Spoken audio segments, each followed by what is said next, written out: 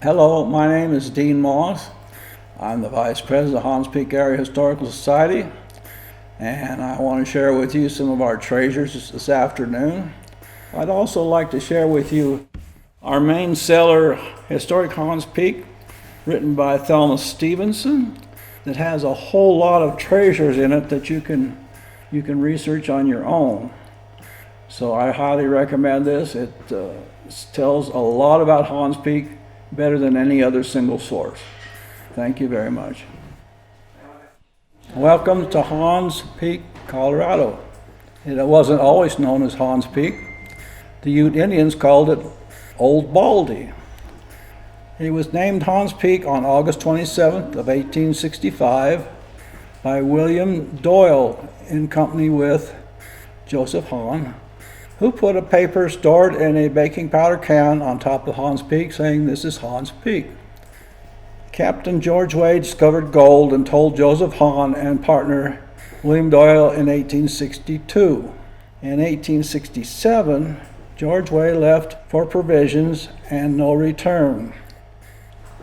Hahn and Doyle headed across the Continental Divide on snowshoes in the winter. Joseph Hahn died on Muddy River in Middle Park in 1867, and he's now where he was buried in Kremling.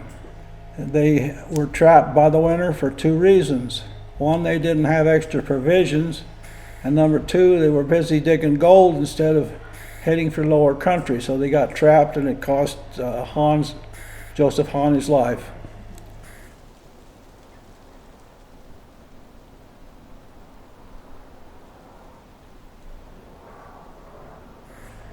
On November 9, 1874, the Hahns Peak Mining District was reorganized. John Farwell founded the Continental Placer Mining Company in 1876. Hahns Peak Gold and Silver Company was formed later on.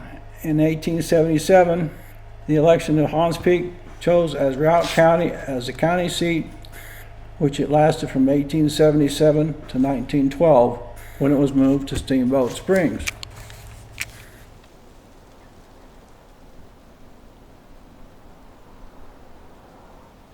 Let's talk about the cultural treasures that we are protecting and opening for the inspection of the general public.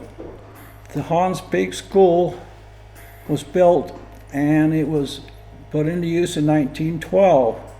And it continued in use until 1943 when it was closed. One of the teachers that was quite famous was Edna Trollinger, and the Hahns Peak School followed the school at Columbine, for which Gertrude Jewell was teacher there. She had 5 or 6 students. This was all during the gold rush. Anyway, this is the school that we are protecting. We just got the floor refinished and it's got a nice paint job. And I want to mention the Wheeler family. Rose Wheeler family came and painted it in 29, and they came back 10 years later and painted it in 2019 again, white. Originally, the color they covered up was green, and how it got green, nobody knows. So anyway, we now have a white schoolhouse. The Hahns Peak Civic and Social Organization met in the schoolhouse on a monthly basis, usually a potluck dinner. Then they'd have a little business meeting. And in 1972, the Hahns Peak Area Historical Society was officially chartered and has been in existence until now. We have built a museum building that has a lot of treasures in there that are labeled for your own inspection. And we have a dynamite house that was moved from the Royal Flush Mine, which was a hard rock mining claim on the side of Hahns Peak. The tunnel went straight for about 2,300 feet, and then there were lots of side tunnels, almost 3 miles of underground tunnels in that mine. And then also we had placer mining. Placer mining does not involve dynamite, which is what the dynamite house was used for, storing up at the Royal Flush. Placer mining uses water. And there was the big ditch built by Farwell from the North Fork of the Elk River all the way down to Hahns Peak, where they used that water for placer mining. Most of the gold that was taken out of here was taken out from placer mines. Anyway, that was the two mining methods, and the mining claims, if you discovered gold, you put your name on the corner post and you put your location notices there. Each mining claim was 330 feet wide by 660 feet long. 330 feet is 5 chains, and 660 feet is 10 chains, being 50 square chains, 10 chains to the acre. It was a 5-acre mining claim. And you could file multiple claims in an association, and you put those in the notice in the recording district and now in the county courthouse. The only way that you can hold a claim is to do the annual assessment work and record it in the mining district, and later on now with the BLM regulations you have to also record it in the courthouse. So anyway, this is how mining claims were filed and how people did the work. We also have a pole barn. The pole barn was built in the footprint of the original stable for the horses that the students rode to school, and they put them in the stable while they were in the classroom, then they rode them home.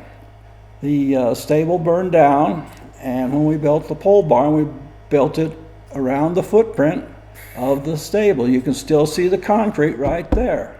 And there were all these relics, tools used in gold mining that were just out there laying on the ground, rotting away and rusting away.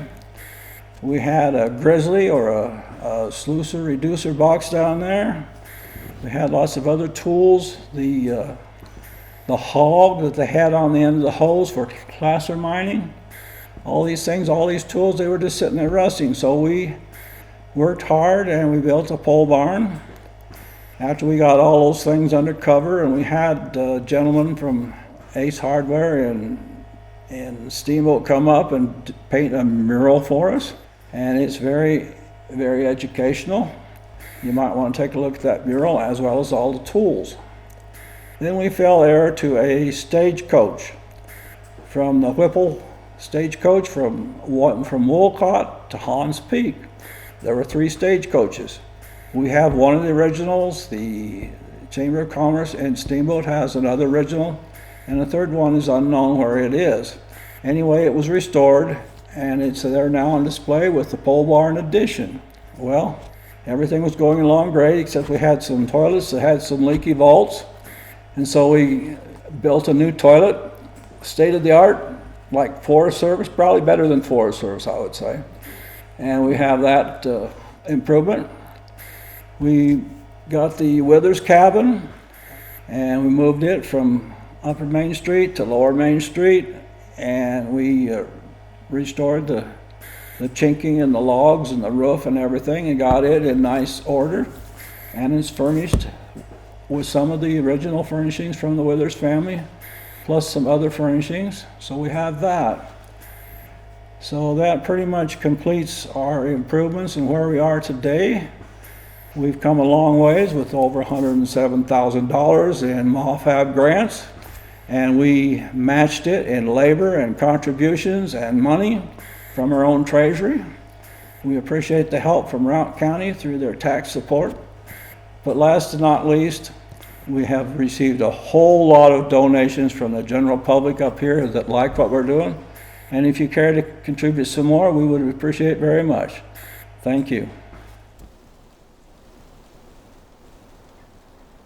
All of these are from the Moss family, this whole collection, and Robert Moss, who was Dean's dad, was very much a part of the original Historic Society and got the money and built this building. And he was a lead carpenter and contractor.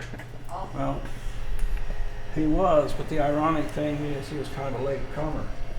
He bought the ranch in 1964 after a lot of other things had happened around here. Right. But he got active in the Historic Society. He was president, and he got this museum built with help, donations.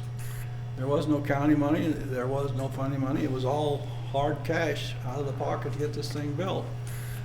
So what a nice facility here.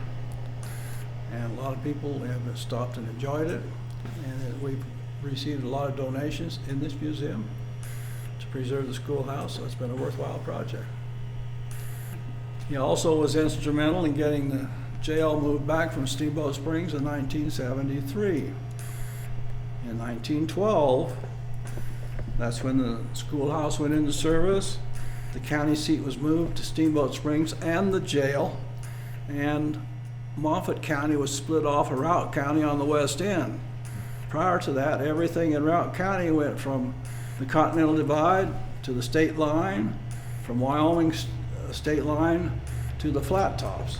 Everything was Routt County, too big to manage, really. Poor sheriff, he went into Browns Park and he brought back 2 outlaws, locked them up in this jail, but it was a long horseback ride. After he arrested them, he had to bring them back horseback. So that was a 2 or 3 day trip, Sheriff Neiman. And so when the county seat was moved to Steamboat, the jail went to Steamboat. In 1973, the Routt County had a new jail, and they offered Hahns Peak, the old jail, so my father and a couple others went down there in a flatbed truck and brought it back home to Hahns Peak.